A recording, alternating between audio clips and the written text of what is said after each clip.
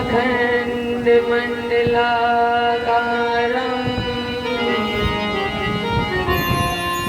व्याप्तमेन चराचरम्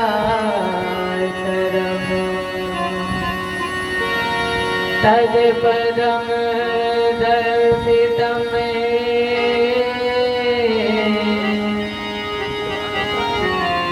तस्मै श्री गुरुवे नमः। कृष्णाय वासुदेवाय हरये परमात्मने प्रणतक्लेशनाशाय गोविन्दाय नमो नमः। ब्रजे वसन्तं नवनीतचौरम्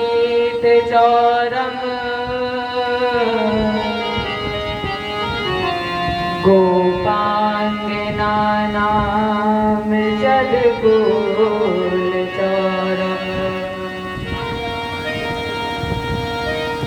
अनेक जन्मार्जित पाप चौरम चौराग्यगण्यं पुरुषं नमामि। नारायणं नमस्कृत्य नरं चैव नरोत्तमम् देवीं सरस्वतीं व्यासं ततो जयमुदीरये।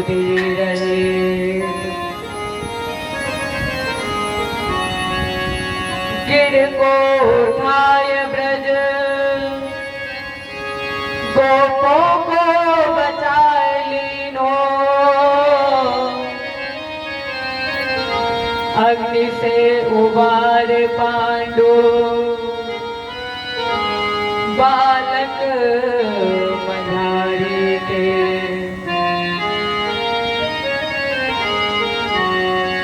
राखो गज घंटा तले बालक विहंगम को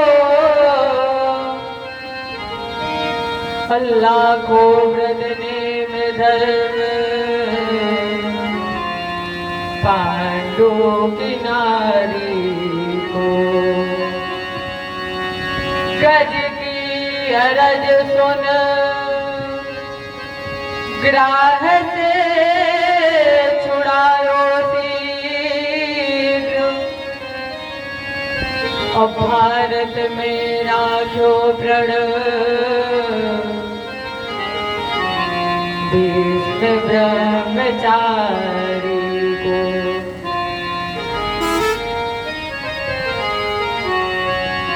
तीन विगता पे हारी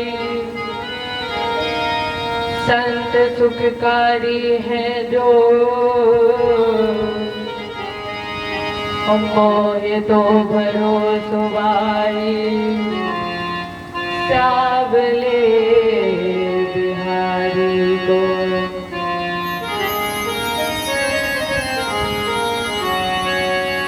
हे पारथ के सारथी लाखों बार प्रणाम आकर डोर संभालिए मन की छुट्टी लगा।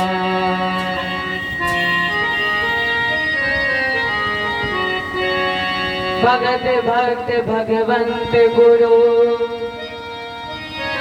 चतुर नाम बपे असिन के पग बंदन किए नासक भी करहु प्रणाम करम मन बागी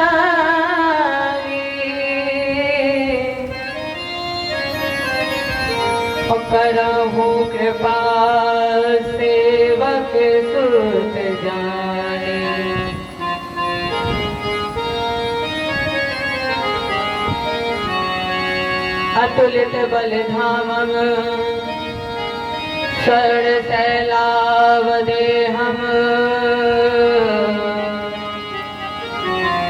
दनुज वन कृशानं ज्ञानिनामधिगण्यं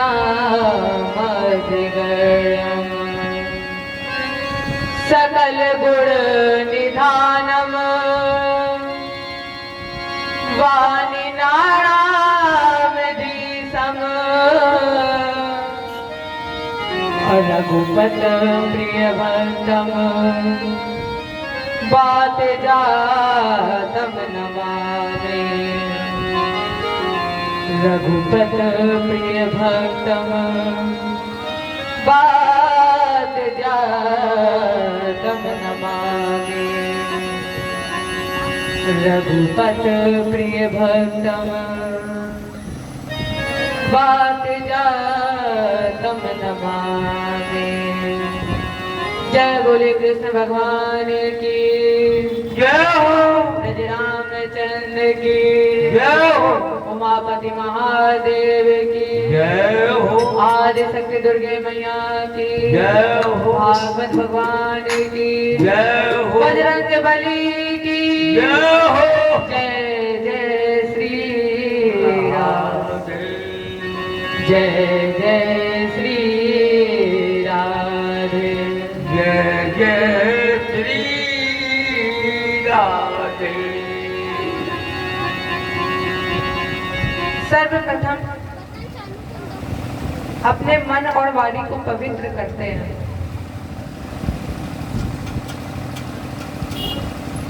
इसके बाद श्रीमद् भागवत की कथा श्रवण करेंगे। राधा जी से कहें, ठाकुर जी से कहें कि आपका जो नाम है इस पूरे संसार में मुझे आपका नाम प्रिय है। और कहें राधा राधा नाम राधा राधा नाम हमको प्राणों से प्यारा है। राधा राधा नाम राधा राधा नाम हमको प्राणों से प्यारा है। राधा राधा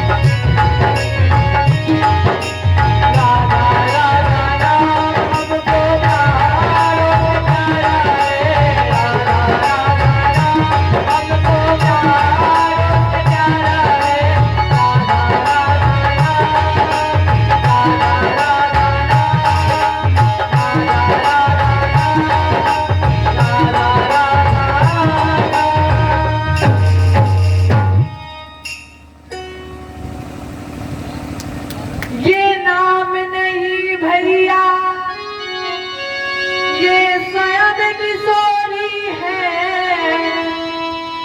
इनमें कछु भेद नहीं हो।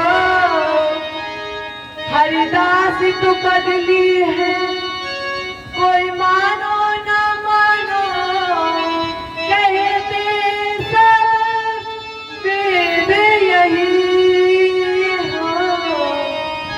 जरा आंखें मूंद कर बोल, जरा आंखें मूंद कर बोल, छुएगा तुझको मुरली वाला है।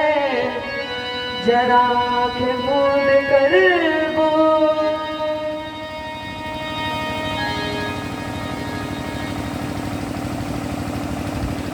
स्वयंभू मनु और शत्रुपा की जो कन्याएं थी, देवहूति, आकृति और प्रसूति, इनकी चर्चाएं आपने कल सुनी थी। राजेंद्र, इनके दो पुत्र भी थे, प्रियव्रतोत्तानपादो शतरूपापते सुतौ वासुदेवस्य कल्याणच्छाया जगताय स्थितौ। दो पुत्र थे, उत्तानपाद और प्रियव्रत। जाय उत्तानपादस्य सुनीति सुरुचि स्त्रियो। उत्तानपाद की दो पत्नियां थी, सुनीति और सुरुचि।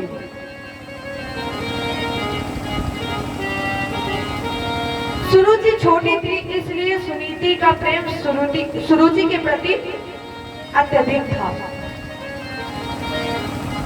और जिस पुत्र की कामना से उत्तानपाद ने दो विवाह किए, वो कामना पूर्ण हुई। तो वो कामना पूर्ण हुई सर्वप्रथम सुनीति के माध्यम से। और सुनीति से जो पुत्र हुआ, यत् सुतो ध्रुवा, सुनीति से जो पुत्र हुआ उसका नाम पड़ा ध्रुव। और कुछ समय बाद एक पुत्र सुरुचि से भी हुआ, जिसका नाम रखा गया उत्तम। धीरे धीरे दोनों बड़े हुए। तो एक दिन ध्रुव ने कहा, भैया उत्तम तुम्हारी जो माँ है वो हमारी मौसी है, और जो हमारी मौसी है वो तुम्हारी माँ है। तो चलो आज हम तुम्हें अपनी माँ से मिलाते हैं। दोनों सुनीति से मिलने के लिए निकले। जैसे ही सुनीति ने देखा कि मेरी छोटी बहन का पुत्र आ रहा है, दौड़ करके गोद में उठा लिया। अब ध्रुव अपने भाई के साथ रोज सुनीति की गोद में ही खेलता था। अब बच्चों को जहां प्रेम अत्यधिक मिलेगा, बच्चे वहीं जाएंगे। तो उत्तम और ध्रुव दोनों सुनीति मैया के पास प्रतिदिन खेलने के लिए आते रहे। एक दिन ऐसा हुआ जब उत्तम ने कहा, भैया हम तुम्हारी माँ से तो रोज मिलते हैं, चलो आज हम तुम्हें अपनी माँ से मिलाएं। उस समय ध्रुव की आयु 5 वर्ष की थी। 5 वर्ष का जब ध्रुव भयऊ, और खेलत खेलत पितु ढिग गयऊ। 5 वर्ष की उम्र थी उस समय।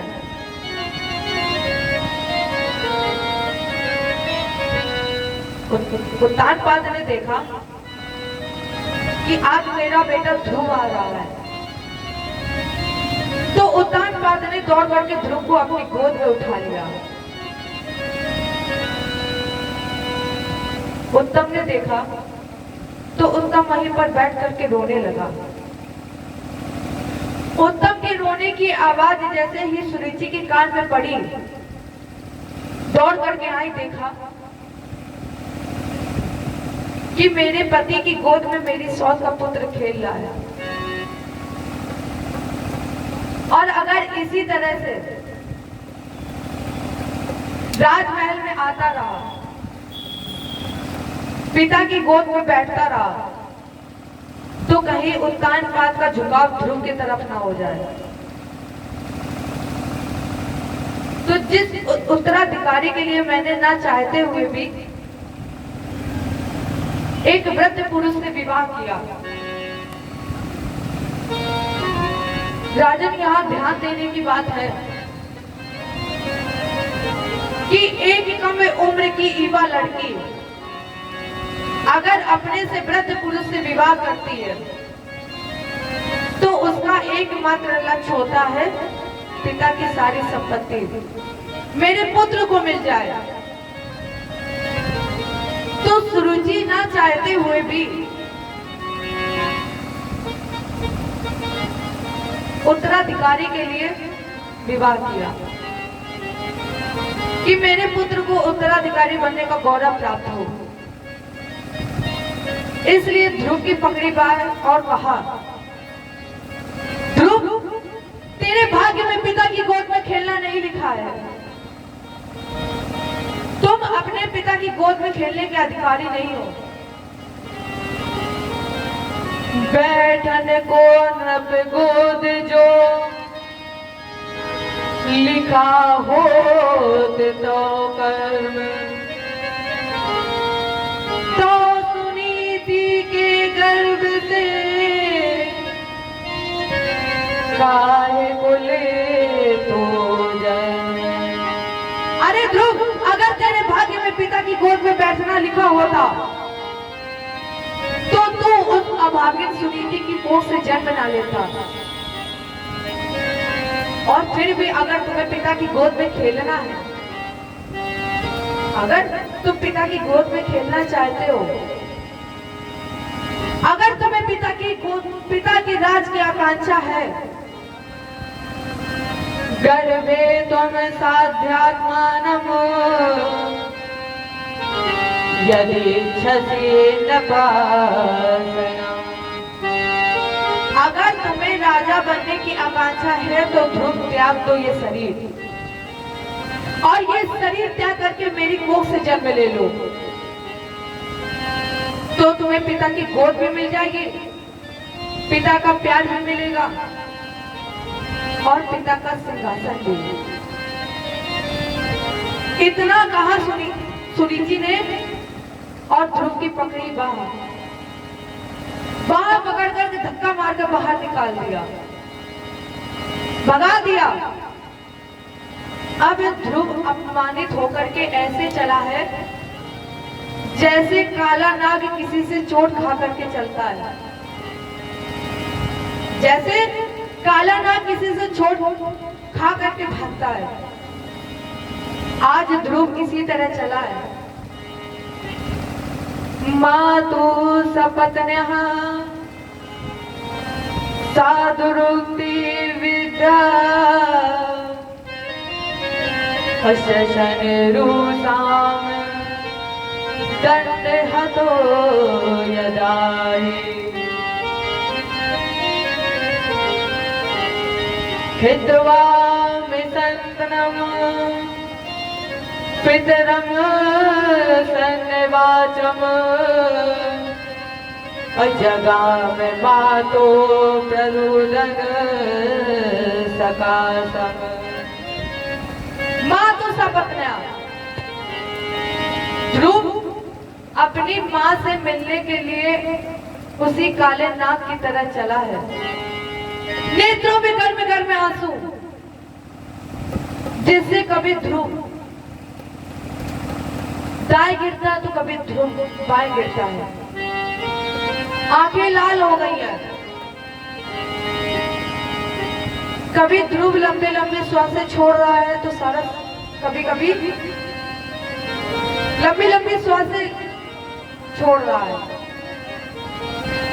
ध्रुव का सारा शरीर धूल दूषित हो गया है। आवाज लगाई मां। सुनीति बाहर आई ध्रुव को गोद में उठाने के लिए। जैसे ही सुनीति बाहर आई ध्रुव को गोद में उठाने के लिए ध्रुव 5 कदम पीछे हो गया। कहा मां मैं तुम्हारी गोद में तो आऊंगा, लेकिन मेरा एक प्रश्न है, मेरे एक प्रश्न का उत्तर दे दीजिए। सुनीति ने कहा पूछो। ध्रुव ने कहा मां क्या मेरे पिता उत्तानपाद नहीं है? सुनीति ने कहा तुम्हारे पिता उत्तानपादी है। ध्रुव ने कहा मां जब मेरे पिता उत्तानपाद है तो फिर मुझे पिता की गोद में बैठने का अधिकार क्यों नहीं है? ज्येष्ठ पुत्र होने के नाते इस राज्य का उत्तराधिकारी मुझे बनना चाहिए था, फिर मां ये अधिकार मुझसे क्यों छीन लिया गया है? मां क्या आपसे कोई अपराध हुआ है जिसकी वजह से मेरा भी अधिकार छीन लिया गया है? सुनीति जान गई कि आज मेरा छोटा पुत्र मेरी बहन के पास से आ रहा है। भैया ध्रुव मैंने तुम्हें इसलिए नहीं पैदा किया है कि तुम पिता की गोद में खेलो। ध्रुव सत्यम सुरुचा विहितम भवान में यद दुर्भगाया उदरे ग्रहीतम। अरे ध्रुव मेरी छोटी बहन ने ठीक ही तो कहा है कि तुम मुझ जैसे अभागिन की कोख से पैदा हुए हो, लेकिन ध्रुव फिर भी मैंने तुम्हें इसलिए पैदा नहीं किया है कि तुम पिता की गोद में खेलो। मैंने तुम्हें इसलिए पैदा नहीं किया है कि तुम पिता की दी हुई संपत्ति का भोग करो। ध्रुव ने कहा तू पैदा क्यों किया है? सुनीति ने कहा तेरे जन्म में मेरा एक स्वार्थ है। ध्रुव ने कहा ओहो क्या मां भी एक स्वार्थी होती है? मां मेरे जन्म में तुम्हारा क्या स्वार्थ है? मेरे जन्म में तुम्हारा क्या स्वार्थ था? सुनीति ने कहा स्वार्थ ये था कि तुम्हें जन्म देने के बाद मैं मां बन जाऊंगी। मैं अपना स्वार्थ सिद्ध करना चाहती थी कि तेरे जन्म के बाद मैं मां बन जाऊंगी। तो ध्रुव ने कहा तो आप मां बन गई। सुनीति ने कहा दर्द तो इसी बात का है कि 9 मास के बाद भी 9 मास गर्भ धारण करने के बाद भी मैं मां नहीं बनी। क्यों? मां बनने का अधिकार किसे है? सुमित्रा जी ने कहा है पुत्रवती युवती जग सोई, पुत्रवती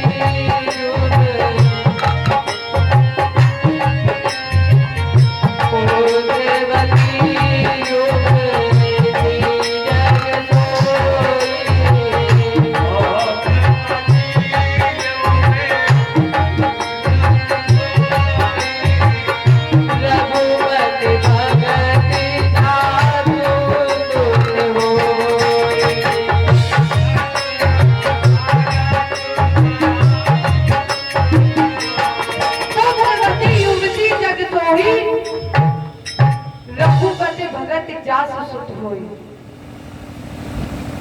मां बनने का अधिकार उसे है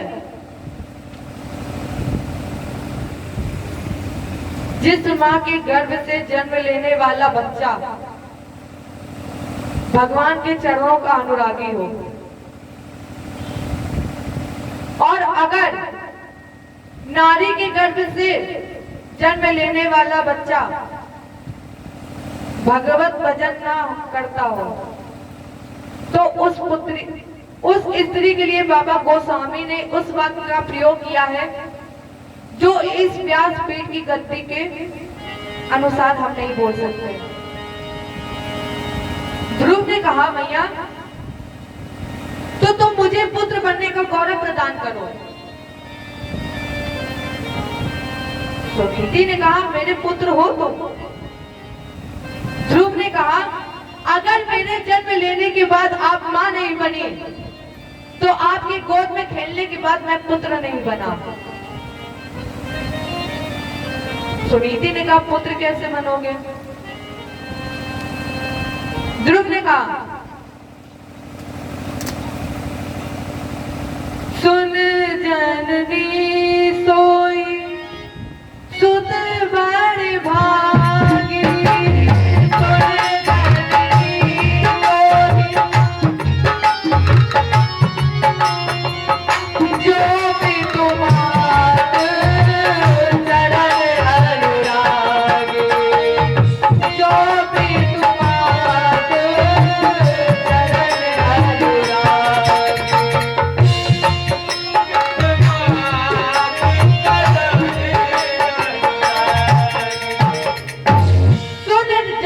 सोई सुत बड़भागी जो पितुमात चरण अनुरागी। इस संसार में वो पुत्र बड़भागी है जिसे माता पिता की सेवा को गौरव प्राप्त हो। इसलिए माँ मुझे आशीर्वाद दीजिए, मैं भगवान की गोद में खेलना चाहता हूँ, मुझे आपका आशीर्वाद चाहिए। माँ ने आशीर्वाद दिया और ध्रुव ने आशीर्वाद लिया। आशीर्वाद लेकर के ध्रुव भगवत दर्शन के लिए चल पड़ा। आपने सुना होगा तीर्थों का केंद्र ब्रह्मा जी की तपो स्थली, ब्रह्मा जी के द्वारा रचित सृष्टि का प्रथम मानव ब्रह्मावर्त बिठूर, यहीं से ध्रुव चल पड़ा है और चलते हुए वंथा के जंगल में पहुंचा। इन भीषण जंगल में घूम रहा था। नारद जी ने देखा 5 वर्ष का बालक दौड़ करके आ गए। बोले, बेटा कहाँ जा रहे हो? नाघुनाथ बमानम ते सम्मानम वापि पुत्रक। बेटा उम्र अभी तुम्हारी 5 वर्ष की है, कहाँ जा रहे हो? और मान अपमान की तुम्हें क्या चिंता है?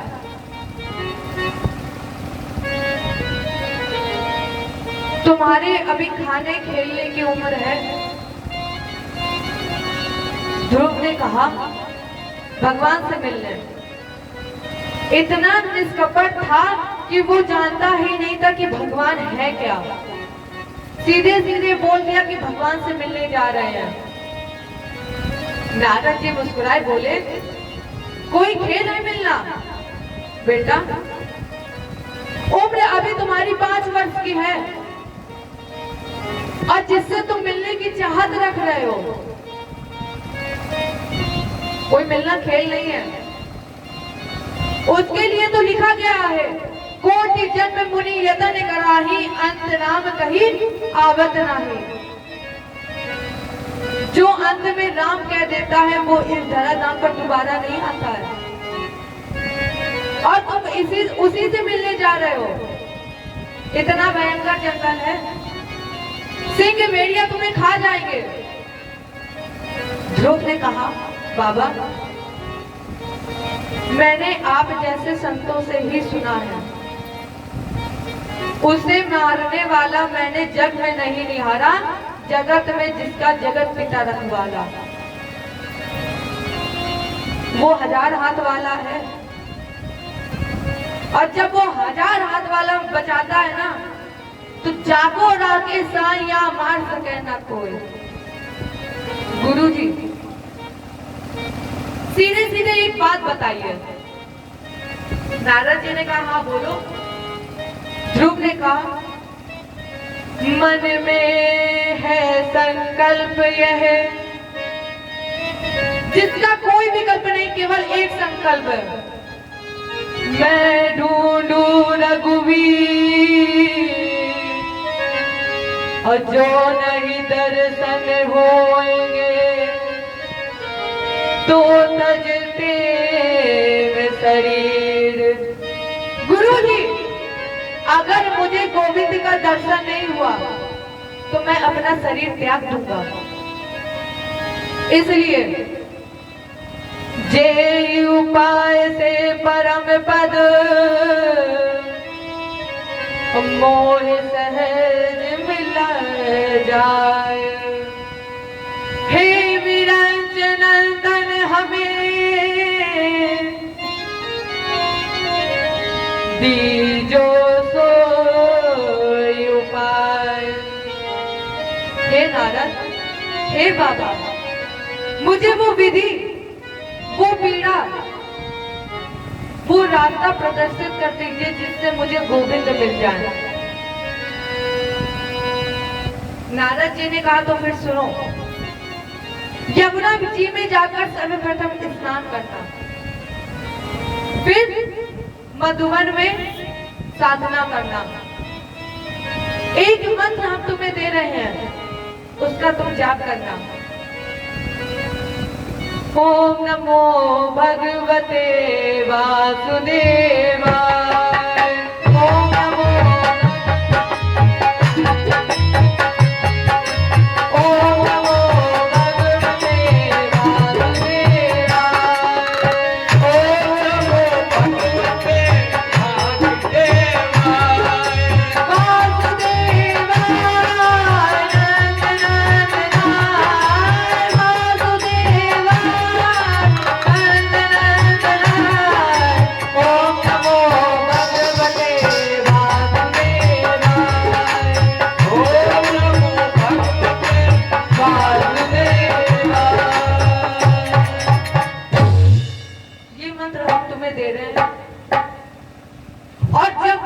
मिलेगा तो वो होगा कैसा।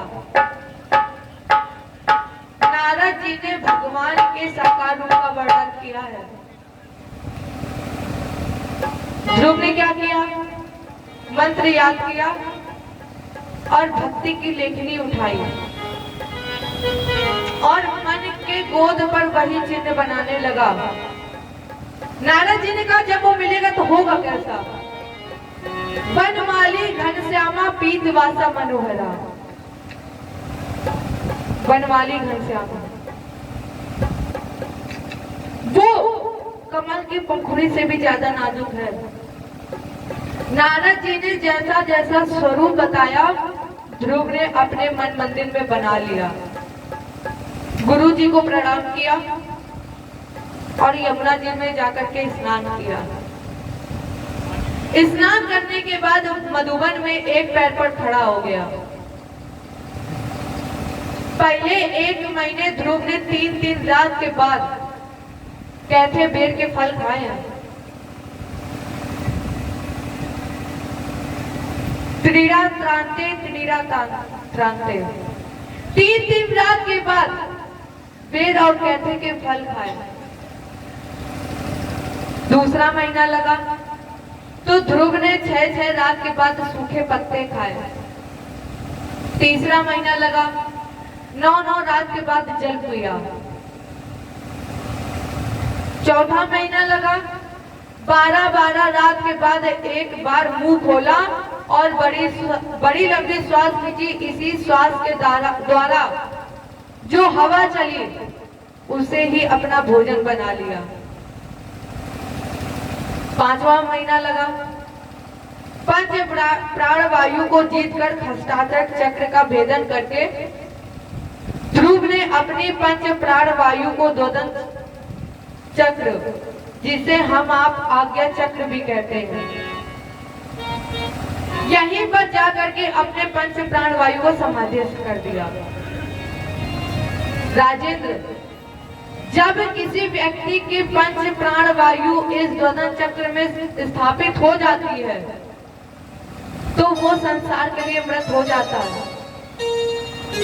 अब ध्रुव मर चुका है, श्वास बंद है, लेकिन पंच प्राण वायु चढ़ी है। तो ध्रुव सब देख भी सकता है, सब सुन भी सकता है। ध्रुव जगत व्यवहार को देख रहे हैं, लेकिन पंच प्राण वायु समाधिस्थ है। जब ध्रुव की पंच प्राण वायु समाधिस्थ हुई तो सारे जगत की स्वास्थ्य बंद हो गई, क्योंकि महाप्रलय में बचे न कोई, तबाह नाश भक्त कर दो। भक्त तो अजन्मा अविनाशी है, और जब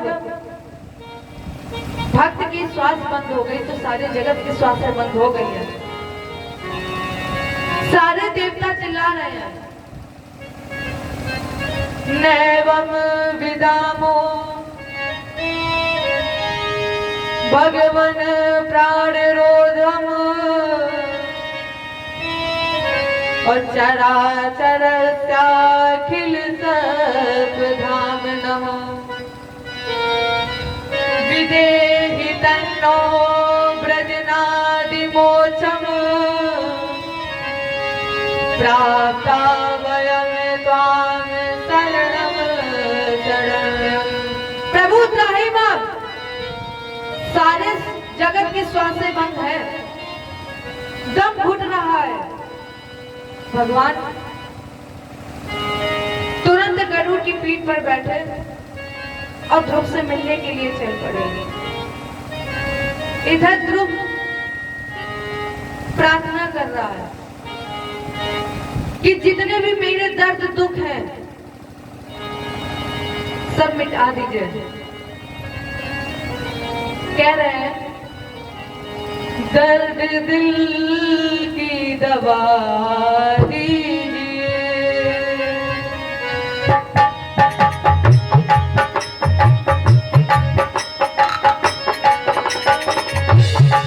दर्द दिल की दवा दीजिए मेरे प्यारे, दर्द दिल की दवा दीजिए मेरे प्यारे।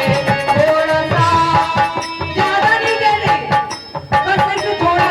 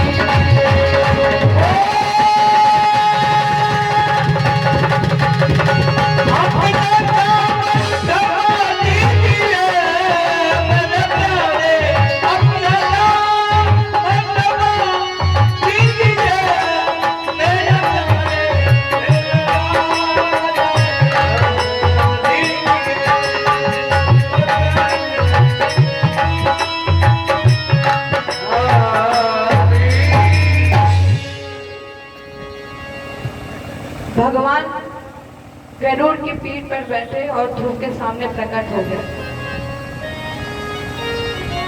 उत्तिष्ठ हो ध्रुव, उठो, तुम्हारी तपस्या पूर्ण हो गई है। बेटा उठो और वर मांगो। लेकिन ध्रुव ने नेत्र नहीं खोले। क्यों?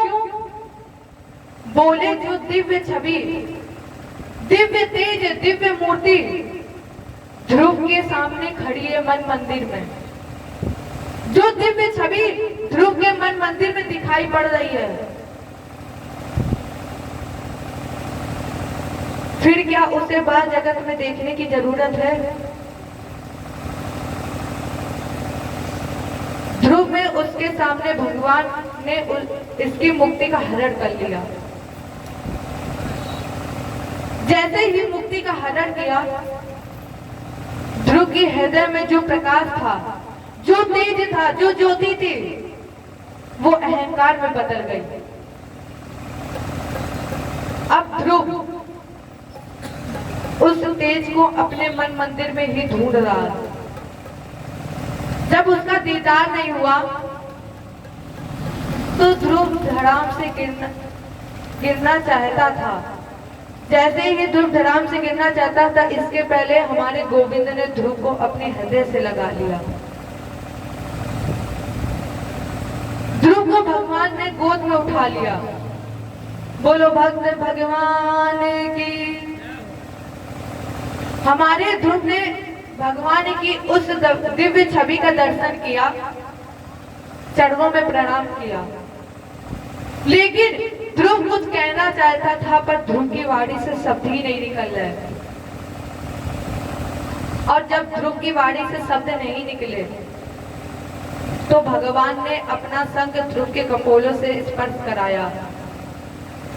अपने आप ही ध्रुव की वाणी से शब्द निकलने लगे और ध्रुव प्रार्थना करने लगा, प्रभु आज मेरा जीवन धन्य हो गया है, जो मेरे अंतःकरण प्रविष्ट होकर अपने चित्त शक्ति को मेरी सोई हुई कान, नाक, आंख, त्वचा ये समृद्ध हो चुकी थी, लेकिन इस वृद्ध इंद्रियों को जो जीवित कर रहे हैं,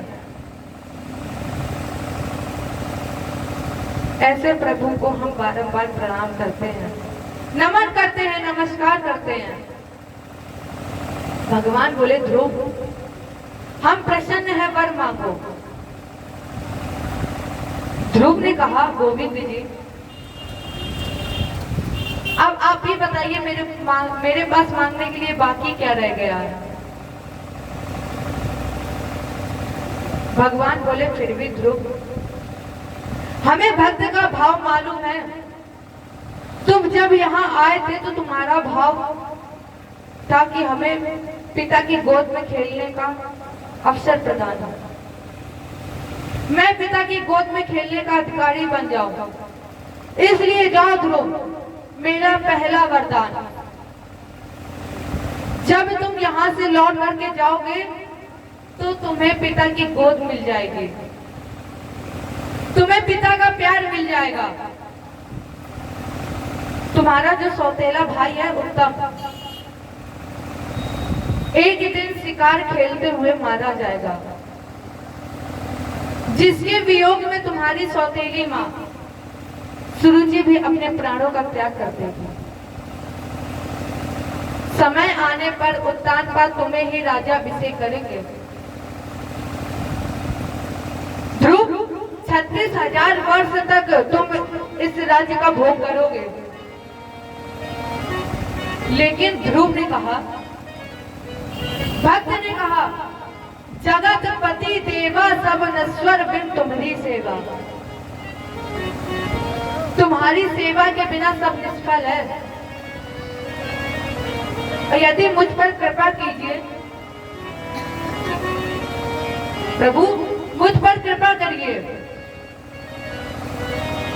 भगवत प्रणाम किया और प्रणाम करके ध्रुव वापस ब्रह्मागढ़ की तरफ चला।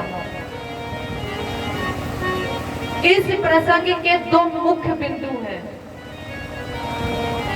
पहला मुख्य बिंदु, जब ध्रुव लौट करके गया तो उस सुरुचि ने ध्रुव को गोद में उठाया है, जिस सुरुचि ने अभी कहा था अगर तेरे हृदय में राज की आकांक्षा है तो इस शरीर को त्याग करके मेरे गर्भ से जन्म ले लो। उसी सुरुचि ने सर्वप्रथम ध्रुव को गोद में उठा लिया। क्यों? उत्तर बाबा ने लिखा है, जापर कृपा राम की होए तापर कृपा करे सब कोई। जिस पर राम की कृपा हो जाए, जिस पर राम कृपा करते हैं, उस पर तो सभी प्रकार की कष्ट नष्ट हो जाते हैं। दूसरा मुख्य बिंदु, ध्रुव ने भी उस मां को पहले प्रणाम किया है, सुनीति को प्रणाम नहीं किया है, सुरुचि को सबसे पहले प्रणाम किया। क्यों? ध्रुव ने कहा, प्रभु जाना गए के न जानी, तासु प्रथम ग्रह गए भवानी। राम जी 14 वर्ष के बाद लौटे तो उन्होंने कौशल्या जी को पहले प्रणाम नहीं किया है, फिर किसे किया? कैकेयी को। क्योंकि राम जानते थे अगर कैकेयी मैया ने मुझे वन ना भेजा होता तो राम वन ना गए होते, और जब राम वन ना गए होते तो प्यारे राम ना बन गए होते। जब कैकेयी मैया ने राम को वन भेजा तभी राम बने हैं। ध्रुव ने सोचा, प्रभु उसी तरह अगर सुरुचि ने एक दिन अपमानित ना किया होता, मुझे धक्का मारकर घर से बाहर ना निकाला होता, तो ये जो मुझे भगवान की कृपा मिली है, ये कृपा मुझे ना मिली होती, मुझे मेरे गोविंद का दर्शन ना होता। और गुरु जानता है कि किस चीज में मेरे शिष्य का कल्याण है। गुरु वही पथ प्रदर्शित करता है जिसमें शिष्य का कल्याण होता है। तो अपने गुरु के चरणों में प्रणाम किया। सुन जननी सोई सुत भड़भागी, जो पितुमात चरण अनुरागी।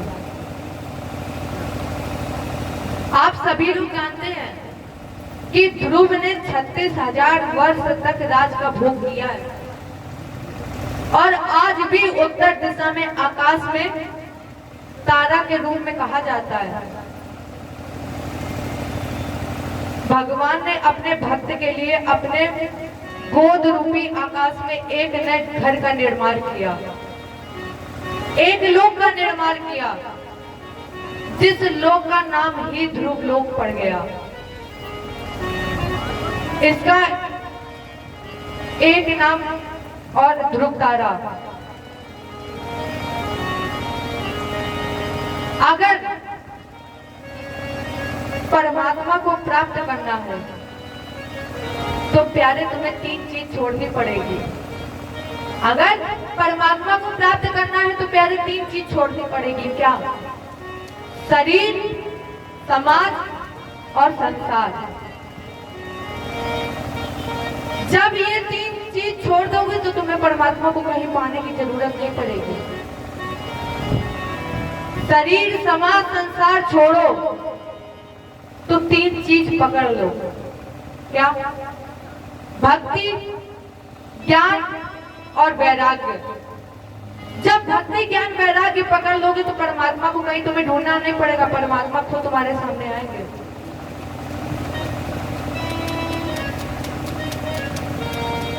अंग में सुमन संख्याति, क्रतु मंगीरशम गयम, सुनीता गश्या पत्नी, सुसुवे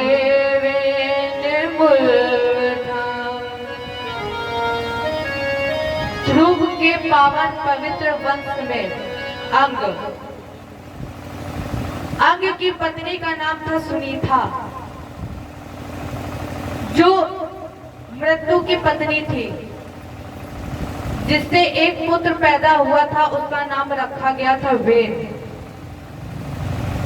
वेन का मतलब ही है पाप। अब एक धर्मात्मा पिता के अधर्मी पुत्र हुआ। जब अंग ने ये प्रश्न किया, यज्ञाचार्य जी से प्रश्न किया, तो कहा, बेटा, जब तुम्हारी पत्नी यज्ञ का प्रसाद ग्रहण कर रही थी तो उसका मन पाप में लगा था। अब जब गर्भ धारण करते समय तुम्हारी पत्नी का मन पाप में लगा था, इसलिए जो तुम्हारी संतान हुई वो पापी हुई। इसी वेन के पार्थिव शरीर को मत कर एक बौना पुरुष प्रकट हुआ। काले रंग का था, इसलिए कहा, महाराज आदेश। बोले, बैठ जाओ। महात्माओं ने कहा, बैठ जाओ। लेकिन इसके द्वारा जो संतान पैदा हुई यही निषाद त्याग करेगी। इसके बाद दोनों भुजाओं का मंथन हुआ, हृदय का मंथन हुआ, और जब हृदय और भुजाओं का मंथन हुआ तो राजन इन दोनों भुजाओं से अथ तस्य पुनर्विप्रेर पुत्रस्य महीपते बाहुभ्याम मध्यमानाभ्याम मिथुनम संपद्यते। इयं चासुदती देवी गुणभूषण भूषणा। दोनों भुजाओं के और हृदय के मंथन से एक नारी प्रकट हुई। यम चासुदती देवी, श्री लक्ष्मी। इनका नाम रखा गया अर्ची। और इसके बाद हमारे श्री नारायण, जिसका नाम रखा गया पृथु। अर्ची और पृथु के रूप में लक्ष्मी नारायण का जब प्रकट हुआ तो प्रशंसति स्मृतम गंधर्व परमराजगु। जब अर्ची और पृथु का अवतरण हुआ उस समय देवता, नाग, किन्नर सब प्रशंसा करने लगे। पृथ्वी जी ने कहा, अभी तो केवल मेरा जन्म हुआ है, अभी तो केवल मेरा अवतरण हुआ है और मैंने ऐसा कोई काम भी नहीं किया है। ये अनर्गल मेरी तारीफ हो रही है, ये झूठी तारीफ हो रही है, इसलिए ये गुणगान करना बंद कर दीजिए। महात्माओं ने जब पृथु को राजा बना दिया, 24 अवतारों में एक अवतार है महाराज पृथु, जिन्होंने जग कल्याणार्थ इस पृथ्वी का रोहण किया है। पृथु ने ही इस पृथ्वी को समातल किया, बराबर किया है। पृथु ने 100 अश्वमेघ यज्ञ की दीक्षा ली। ब्रह्मा वरते मनो क्षेत्रे यत्र प्राची सरस्वती। सरस्वती जी के बनाए ब्रह्मावर्त बिठूर में अत्रि जी के सानिध्य में एक संकल्प लिया कि हम 100 अश्वमेघ यज्ञ करेंगे, जिसमें 99 यज्ञ पूर्ण हो गया। जब आखिरी यज्ञ की तैयारी की गई तो दिग्विजय के लिए घोड़ा छोड़ा गया। इंद्र ने सोचा कि अगर ये यज्ञ पूरा हो जाएगा तो मेरा इंद्रपद चला जाएगा, इसलिए इन्होंने घोड़े का हरण कर लिया। प्यारे, जीने के लिए कम से कम 3 ही चीजें जरूर मानो। पहली, 24 घंटे में एक बार सत्य जरूर बोलो। दूसरी, एक बार ईश्वर का दर्शन। 24 घंटे में एक बार ईश्वर का दर्शन जरूर करो। तीसरी, करने के लिए कुछ ना कुछ काम।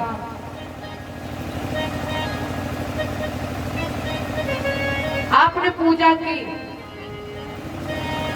इंद्र का यही काम है कि पूजा का फल आपके चूकने से मिल जाएगा। आपने पूजा की, आप जरा सा चूक गए तो जितना भी फल है वो सब इंद्र को मिल जाएगा। इंद्र ने इनके घोड़े का हरण कर लिया। अब यज्ञ के आचार्य का दायित्व है कि यज्ञ में जो कमी समझ में आए वो उसको पूर्णता प्रदान करें। तो अत्रि जी ने देखा कि यज्ञ में विधान आ रहा है, आवाज लगाई, प्रथु तुम्हारे घोड़े का हरण हो गया है। जो 5 पुत्र थे उनमें से ज्येष्ठ पुत्र को भेजा गया, जिसने इंद्र को पराजित किया और घोड़ा लेकर के वापस आ गया। लेकिन फिर भी इंद्र नहीं माने। दूसरी बार घोड़ा छोड़ा गया।